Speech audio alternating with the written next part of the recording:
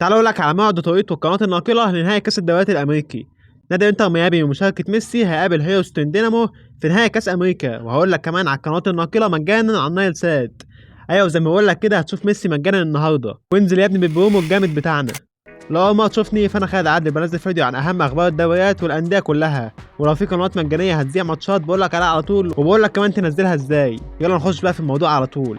انتر ميامي هيقابل هيوستن دينامو في نهائي كاس امريكا يوم 28/9، يعني يوم الخميس الساعه 3:30 الفجر. بص عشان تفهمني على طول، يعني الماتش النهارده الاربع 27/9 بالليل الساعه 3:30 الفجر.